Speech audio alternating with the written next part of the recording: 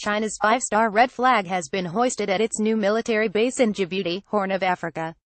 On Sunday, the People's Liberation Army celebrated its 90th birthday.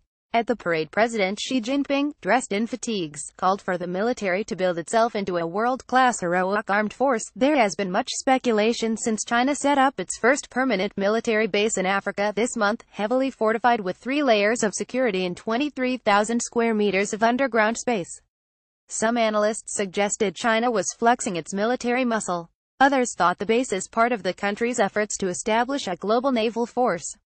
The U.S. has maintained its only African military base in these parts for 15 years. France and Japan have their bases here too. The Economist even went as far as to call it the superpowers' playground.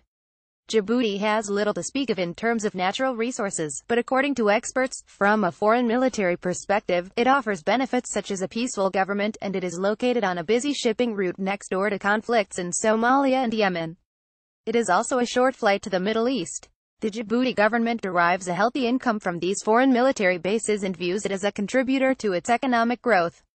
Chinese news agency Xinhua reported that the decision to build the base stemmed from friendly negotiations between the two countries. It augurs well for China, which wants to enhance its missions such as escorting, peacekeeping and humanitarian aid in Africa and West Asia. The base will also be conducive to overseas tasks including military cooperation, joint exercises, evacuating and protecting overseas Chinese and emergency rescue, as well as jointly maintaining security of international strategic seaways, reported Xinhua. No details have been released on the number of units to be stationed at the port. China's foreign ministry said the facility would make possible greater contributions to peace in Africa and benefit Djibouti's economy.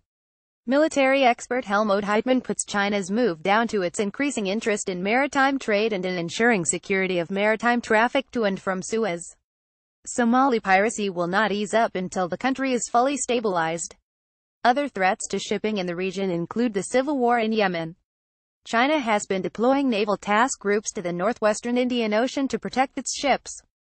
Heitmann said it made good sense to have a local shore base to better support task groups from home.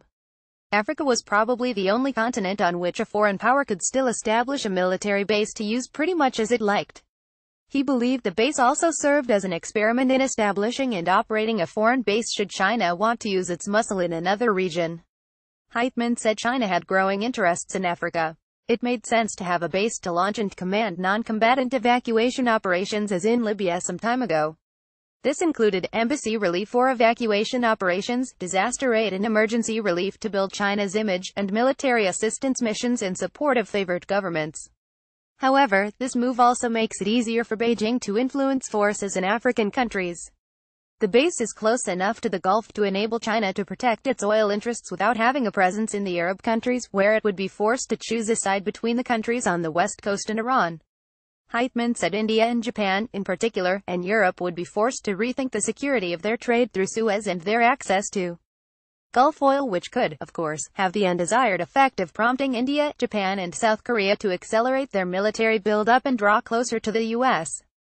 Much of the effect of China's seizure of islets and reefs in the South China Sea has been to drive the littoral countries closer to the U.S.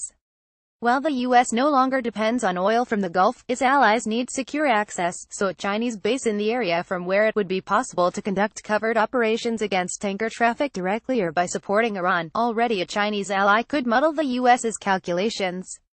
China has invested heavily in its ambitious plan to revive the old maritime Silk Road, and it is forging ahead with new partnerships in pursuit of its One Belt and One Road initiative. This maritime and land-based trade route involves an area which covers 55% of the world's GDP, 70% of the global population, and 75% of known energy reserves. Observers see the move as a means to secure this prime route with military steel. As China grows its might as a superpower, it makes good sense that it increases its military strength and grows its fleet to a so-called blue water navy capable of maneuvers around the world. Peters is the live editor of Weekend Argus. She is on a 10-month scholarship with the China Africa Press Center. Instagram Mels_Chinese_takeout